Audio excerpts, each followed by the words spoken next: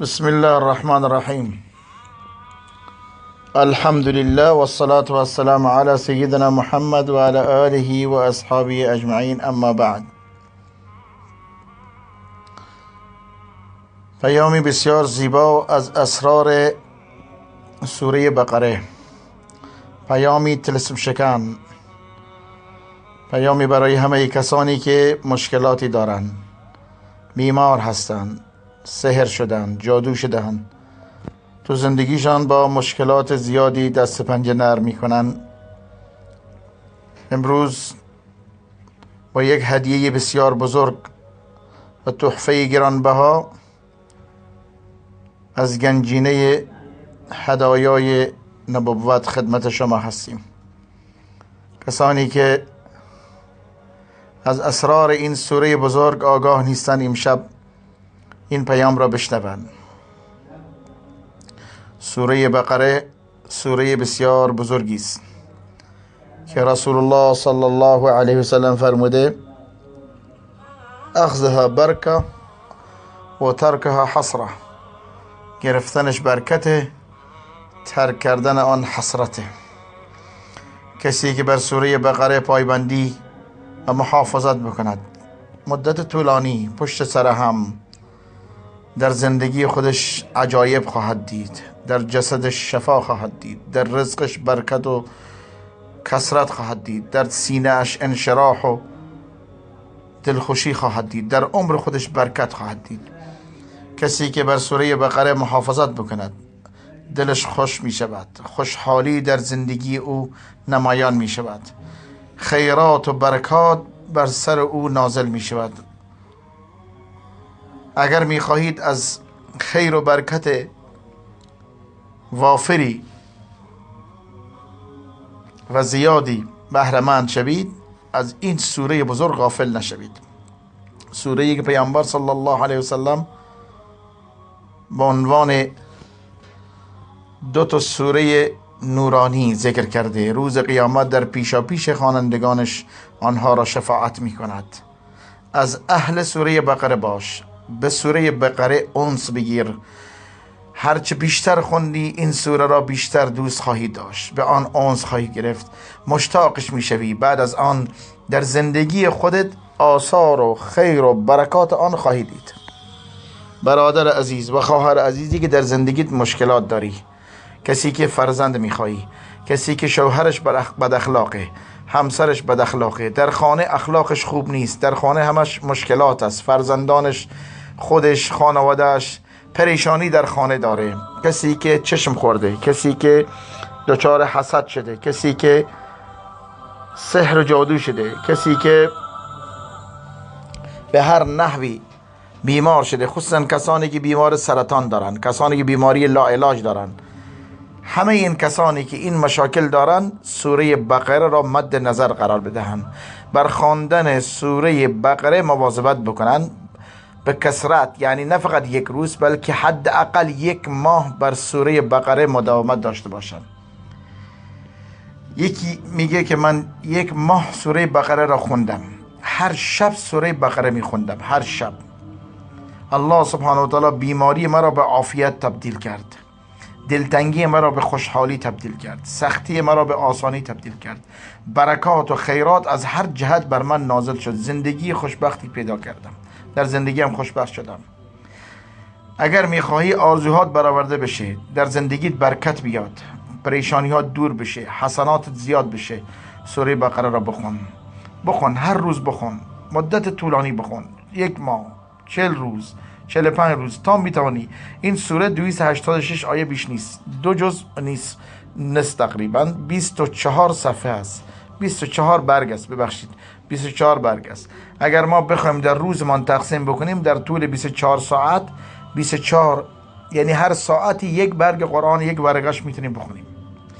بت‌های اوهام و خیالات باطل داخلت را با تبر سوره بقره، با تکرار آن بشکن. از اونهایی که سوره بقره میخونند بپرسید که چگونه دلهاشان باز شده، چگونه سینه هاشان باز شده، چگونه کارهاشان آسان شده. این سوره نجات دهنده است. رسول الله صلی الله علیه وسلم صادق الامین از سوره بقره چه فرموده؟ اخذها برکه، گرفتنش برکت است. اگر برکت میخوای، گرفتنش یعنی خوندنش، حفظش، مراعات کردنش، بهش یقین کردن. این سوره به تو برکت میدهد در اهلت، در مالت، در فرزندت، در جسمت، در روحت. سوره بقره مانند یک خرماست، تا وقتی که آن رو نجویدی، مزمزه نکردی، شیرینی اون رو نمیدونی. پس بخون، تکرار بکن، مجاهده بکن با نفس خودت ببخشید، بر سوره بقره مداومت داشته باش. الله سبحانه و تعالی زندگی تو را، در زندگیت خوشحالی، شیرینی و لذتی میاره. تکرار خواندن سوره بقره برای بنده خیراتی که اصلا حد حدود نداره میاره. شر و بدیهایی را از او دور میکنه، شیاطین را از خانه فراری میده. پیامبر صلی الله علیه و آله میفرماید ساحران نمیتونن بر سوره بقره غالب بشن. سحر را باطل میکنه، جادو را باطل میکنه، افسون را میشکنه، طلسم را در هم میشکنه، چشم و حسد را از شما دور میکنه. فایده هایی داره که هیچ بنده ای از آن مستغنی و بی‌نیاز نیست. تکرار سوره بقره سنگی دل، سختی دل را از انسان دور میکنه. لذت و شیرینی و حلاوتی در دل بنده وجود میاد. احساس بسیار لذت بخشی به انسان دست میده. اگر دردهای چشم زخم و حسد و سحر در جسد انسان مانند یک صخره هست، تکرار سوره بقره مانند یک چکش هست. تمام دردها شکسته میشه، از هم پاشیده میشه، متلاشی میشه با خواندن سوره بقره. خواندن سوره بقره به خاطری که شیاطین نمیذارن که کسی سوره بقره میخونه ازش درست استفاده بکنه. در شروعش سخته، در شروعش برای نفس انسان مشقت هست، چون شیاطین میدونن که این سوره چقدر براشون خطرناکه، میدونن که بنده چقدر از این سوره فایده میبره. نمیخواد که از این درخت پربار میوهی بچینی، پس تو را طوری وانمود میکنن که تو را خسته نشون بدن. اما مجاهده بکن. بعد از 12 صفحه تقریبا وقتی شروع کردی به خواندنش، کم کم روح تو باز میشه، با نشاط میشه، خوشحال میشه. یکی میگه شب نماز قیام میخوند 2 رکعت، در هر 2 رکعتش سوره بقره را تمام میکرد. وترش با سوره والضحی تمام میکرد. الله سبحانه و تعالی دروازه رزق، روزی و عافیت میگه به روی من باز کرد. ابن قیم رحمه الله همیشه میگفت که چشم و حسد مانند یک غده‌ای در جسم است، در جسم محسود. کسی که حسد خورده این غده را از بین نمیبرد، محو نمی کند، صاف نمی کند به جز تکرار سوره بقره و معوذات، قل اعوذ برب الفلق، قل اعوذ برب الناس.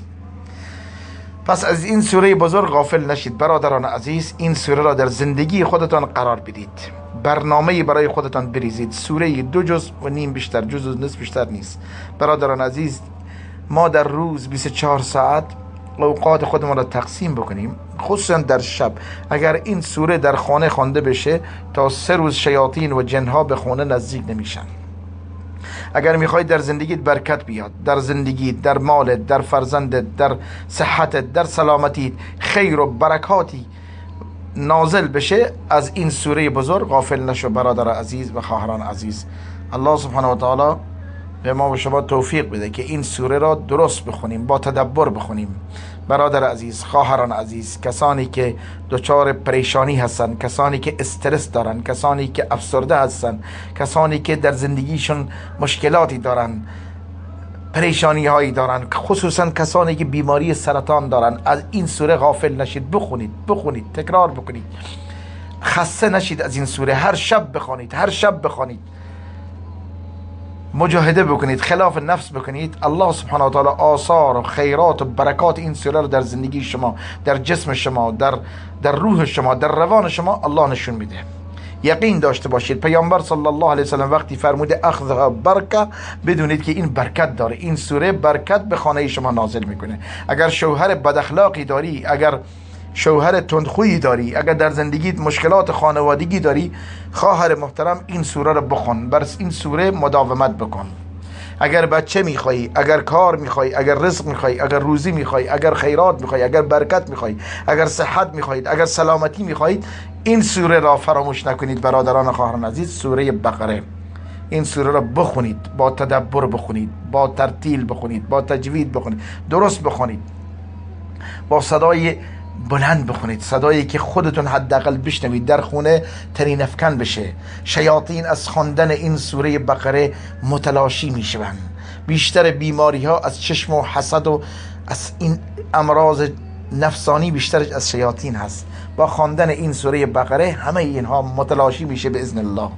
امیدوارم که این پیام به دست تک تک خواهران و برادران مسلمان برسه و به آن عمل بشه و نتیجه آن را با چشم خودتون ببینید. الله سبحانه و تعالی به ما و شما توفیق بده. آمین و الحمدلله رب العالمین.